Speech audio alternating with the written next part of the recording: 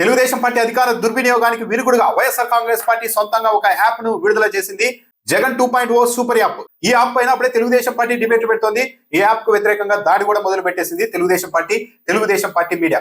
ఇటీవల వైఎస్ఆర్ కాంగ్రెస్ పార్టీ ప్రభుత్వాన్ని ప్రశ్నిస్తూ ఎలాంటి వీడియోలు చేసినా, ఎలాంటి కంటెంట్ పెట్టినా సోషల్ మీడియా ప్లాట్ఫామ్ల నుండి గంటల వ్యవధిలోనే మాయమవుతున్నాయి. ట్విట్టర్ కావచ్చు, ఫేస్బుక్ కావచ్చు, యూట్యూబ్ కావచ్చు. ప్రభుత్వానికి ఇబ్బంది కలిగించేలా ఐటమ్స్ ఉంటే వెంటనే వాటిని ఒక పద్ధతి ప్రకారం తొలగిస్తూ ఉన్నారు. ఈ రాష్ట్రంలో ఏదో ఒక మూల నుంచి, ఒక పోలీస్ స్టేషన్ నుండి సదరు సోషల్ మీడియా ప్లాట్ఫామ్లకు ఫిర్యాదు పంపడం, ఇదిగో పలానా వీడియోలో, పలానా పోస్టులో అసత్య ప్రచారం ఉంది, సమాజంలో అలజడి సృష్టించే కంటెంట్ ఉంది అంటూ ఒక ఫేక్ కంప్లైంట్ పెట్టడం, వాటి ఆధారంగా సోషల్ మీడియా ప్లాట్ఫామ్లు వైఎస్ఆర్ కాంగ్రెస్ పార్టీకి సంబంధించిన కంటెంట్ ను తొలగించడం అనేది ఇటీవల సర్వసాధారణంగా జరుగుతుంది. అమరావతిలో అవినీతి గురించి కావచ్చు, అమరావతిలో దుబారా గురించి కావచ్చు, ఈ రాష్ట్రంలో భూముల కేటాయింపు గురించి కావచ్చు, ఇలా అనేక అంశాల మీద ప్రభుత్వానికి ఏవైతే చాలా తీవ్ర స్థాయిలో ఇబ్బంది కలిగిస్తూ ఉంటాయో వాటన్నింటికి సంబంధించిన కంటెంట్ ను ఏ సోషల్ మీడియా ప్లాట్ఫామ్ లో కూడా మిగలకుండా ఒక పద్ధతి ప్రకారం తెలుగుదేశం పార్టీ తానే అధికారంలో ఉండడంతో పోలీసుల్ని అడ్డుపెట్టుకుని అధికార దుర్వినియోగం చేస్తూ మొత్తం వైసీపీ కంటెంట్ ను తొలగించే ప్రయత్నాలు చేస్తోంది. కొద్ది రోజుల క్రితం వైఎస్ఆర్ కాంగ్రెస్ పార్టీ అధికారిక ఇన్స్టా అకౌంట్ ను కూడా బ్లాక్ చేయించారు. ఈ మధ్య వైఎస్ఆర్ కాంగ్రెస్ పార్టీకి సంబంధించిన ఫేస్బుక్ అకౌంట్ ను కూడా చాలా రోజుల పాటు బ్లాక్ చేయించారు.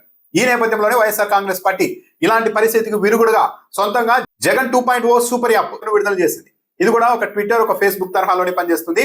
ఇందులో ఎవరైనా జాయిన్ కావచ్చు, తమకు సంబంధించిన అభిప్రాయాల్ని, కంటెంట్ కూడా పంచుకోవచ్చు. అయితే ఎవరైనా ఒక పోస్ట్ పెడితే, ఒక కంటెంట్ ఇస్తే దాన్ని పరిశీలించి అప్రూవల్ ఇస్తారని ప్రస్తుతానికి చెప్తున్నారు. మునుముందు ఈ యాప్ లో మరిన్ని మార్పులు చేర్పులు కూడా చేసే అవకాశం ఉంటుంది. వైఎస్ఆర్ కాంగ్రెస్ పార్టీకి సంబంధించిన ప్రెస్ మీట్లు కావచ్చు, కంటెంట్ కావచ్చు, వివరాలు కావచ్చు, పత్రికా ప్రకటనలు కావచ్చు, అన్ని వివరాలని కూడా ఇక ఈ యాప్ లో పొందుపరుస్తామని కూడా ఈ యాప్ విడుదల సందర్భంగా వైఎస్ జగన్మోహన్ రెడ్డి చెప్పారు. ఒక పద్ధతి ప్రకారం వైఎస్ఆర్ కాంగ్రెస్ పార్టీకి సంబంధించిన కంటెంట్ ను సోషల్ మీడియా ప్లాట్ఫామ్ నుండి ప్రభుత్వం తొలగింపజేస్తోంది అధికార దుర్వినియోగానికి పాల్పడుతూ.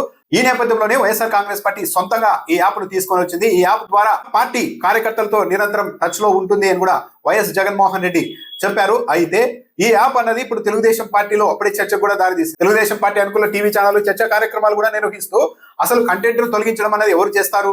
యూట్యూబ్ లో కావచ్చు, ఫేస్బుక్ లో కావచ్చు, ట్విట్టర్ లో కావచ్చు, మీరు అనుచితమైన కంటెంట్ పెడితే ఆటోమేటిక్ గా డిలీట్ అయిపోతుంది అని తెలుగుదేశం పార్టీకి సంబంధించిన ఒక ఛానల్ ఈ రోజు వాదించడం అనేది ఆసక్తికరంగా ఉంది. యాక్చువల్లీ అలా తొలగిపోవడం లేదు. పక్కాగా ఏదో ఒక పోలీస్ స్టేషన్ నుండి ఆ సోషల్ మీడియా ప్లాట్ఫామ్లకు ఆ కంటెంట్ కు వ్యతిరేకంగా ఫిర్యాదులు పంపడం, వాటి ఆధారంగా ఆ సోషల్ మీడియా ప్లాట్ఫామ్లు ఆ కంటెంట్ ను తొలగించడం చేస్తూ ఉన్నారు. దాంట్లో నిజాలు ఉన్నాయా అన్నదంతా సంబంధం లేకుండా ఒక ఫిర్యాదు రాగానే పోలీసుల నుంచి కంటెంట్ ను తొలగిస్తూ ఉన్నారు. వైఎస్ఆర్ కాంగ్రెస్ పార్టీ అమరావతిలో దేశవ్యాప్తంగా 3,000 నుండి 5,000 లోపే చదరపు అడుగు నిర్మాణానికి ఖర్చు అవుతుంటే అమరావతిలో 20,000 రూపాయలు ఖర్చు చేస్తున్నారని చెప్పారు. దీని మీద ఇప్పటి నుండి ప్రభుత్వం నుండి సమాధానమే లేదు. కానీ ఇదంతా బాగా స్ప్రెడ్ అవుతుందని గమనించి అమరావతికి సంబంధించిన అలాంటి కంటెంట్ ను మొత్తం సోషల్ మీడియా ప్లాట్ఫామ్ లో ఎక్కడా మిగలకుండా డిలీట్ చేయడం, భూముల కేటాయింపు వ్యవహారాలు కావచ్చు, వీటన్నింటినీ కూడా పద్ధతి ప్రకారం తొలగిస్తూ వచ్చారు. సో వైఎస్ఆర్ కాంగ్రెస్ పార్టీ ఇప్పుడు సొంతంగా ఒక యాప్ ను తయారు చేసుకుంది. అంటే ఇక పైన ప్రభుత్వానికి సంబంధించిన అక్రమాలు ఇవన్నీ కూడా ఈ యాప్ లో నిక్షిప్తం చేసే అవకాశం ఉంటుంది. దీన్ని తొలగించడం అనేది మాత్రం ప్రభుత్వానికి అంత ఈజీ కాదు. ఒకవేళ ఎవరైనా ఫిర్యాదు చేసినా సరే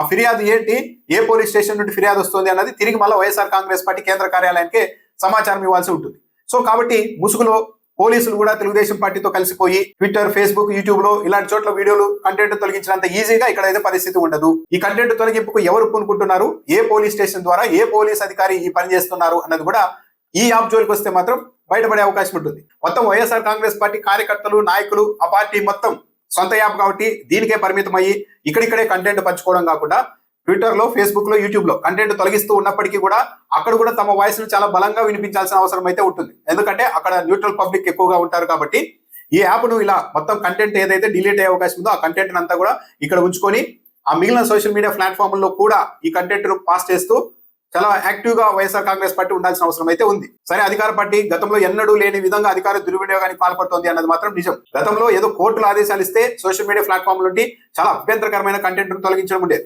కానీ ఇప్పుడు సింపుల్ గా ఒక పోలీసులు కంప్లైంట్ ఇవ్వడం, ఆ సోషల్ మీడియా ప్లాట్ఫామ్ నుండి వైసీపీ కంటెంట్ తొలగించడం అనేది సర్వసాధారణమైపోయింది. వైసీపీ ప్రతిపక్షంలో ఉంది కాబట్టి అటువైపు తెలుగుదేశం పార్టీ పతాక స్థాయిలో అధికార దుర్వినియోగం చేసినా సరే రాజకీయంగా పైచేయి సాధించాలి అనే ప్రయత్నాలు చేస్తూ ఉంది కాబట్టి వైఎస్ఆర్ కాంగ్రెస్ పార్టీకి ఈ ఇబ్బందులు అనేవి ఉంటాయి. ఇలా రకరకాల కొత్త పంతాల్లో, కొత్త ఆలోచనలతో వాటిని ఎదుర్కొనే ప్రయత్నం అయితే వైఎస్ఆర్ కాంగ్రెస్ పార్టీ చేయక తప్పదు. సో ఒకవైపున మనం మిగతా ప్లాట్ఫామ్స్లో సోషల్ మీడియా పోస్టింగ్స్లో సోషల్ మీడియా వాళ్ళ మీద చర్యలు ఏదైతే తీసుకుంటా ఉన్నారో అవన్నీ కూడా ఆ ప్లాట్ఫామ్స్కు రిప్రజెంట్ చేసి అవి అండూ చేసే కార్యక్రమాలు ఎలాగూ మనం చేస్తూ ఉంటాం. ఆ ప్లాట్ఫామ్సే కాకుండా ఈ ప్లాట్ఫామ్ ఒక సూపర్ ప్లాట్ఫామ్ కింద ఎవరూ ఆపలేని విధంగా మనం ఒక సూపర్ యాప్ను మన ప్లాట్ఫామ్ కింద మనం తీసుకొచ్చుకుంటా ఉన్నాం. సో మన ప్రతి కార్యకర్త కూడా పార్టీతో నిత్యం అనుసంధానమై ఉంటాడు.